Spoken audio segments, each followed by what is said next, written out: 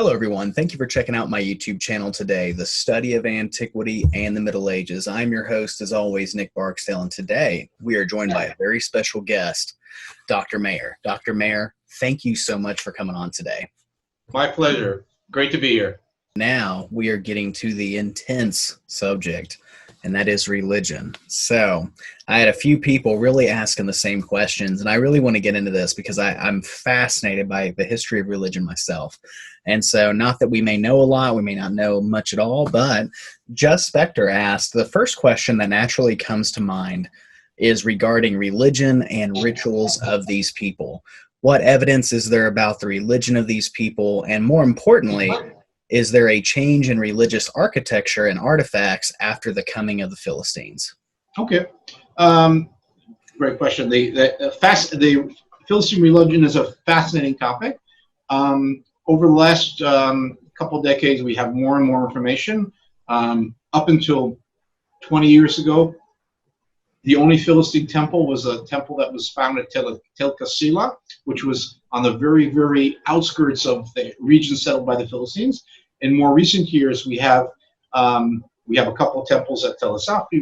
We have a temple at several temples at Ekron, both the early Iron Age and the late Iron Age. And there's a lot of other material remains from Philistine culture. And interestingly, one of the big problems with the study of the Philistines is most of the data we have come from large cities. We don't have a lot of data from the small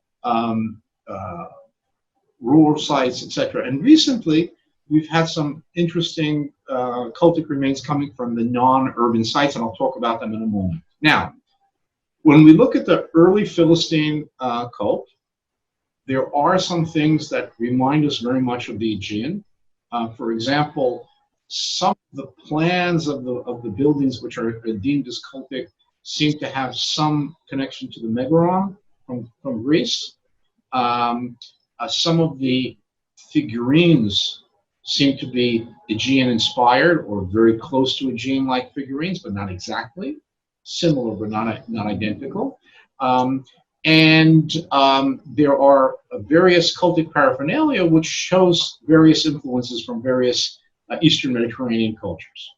When we start getting later in the Iron Age, for example, the very big temple that was found from the end of the Iron Age at Ekron, there the architecture is either slightly Cypriot or Assyrian, or some people say there's some Egyptian aspects in it.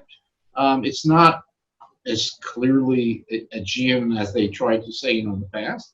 And interestingly, also, the cultic objects are much mixed batch, but nevertheless, in that temple, they found that inscription which mentions the goddess Potnia or Patgaya, which has a connection to the Aegean. Now, when we look at other Philistine cultic locations, so for example, at Tel Asafi, we have a Philistine temple in the lower city, which has, for the most part, I would say it's more, as far as its architecture, it's very local in character. But some of the cultic aspects show some connections to the Aegean. So, for example, we have a group of votive vessels, small vessels, meant to be given to the temple, and among them there's a conch, a tonagalea conch, which is a type of a conch which we know from the Aegean that it has cultic uses, and not in the Levant. So there's this very interesting mixture of things. Recently, at the rural Philistine site of Nahal Patish, they found a small temple, and in the temple they found some objects which seem to have Aegean influences. And the same thing goes at the site of Yavne, which is in the modern city of Yavne, which is in, let's say, northwest of Gat, somewhere in the area of Ashdod. They found a cultic repository pit with thousands of cultic objects, probably belonging to a temple, which they did find.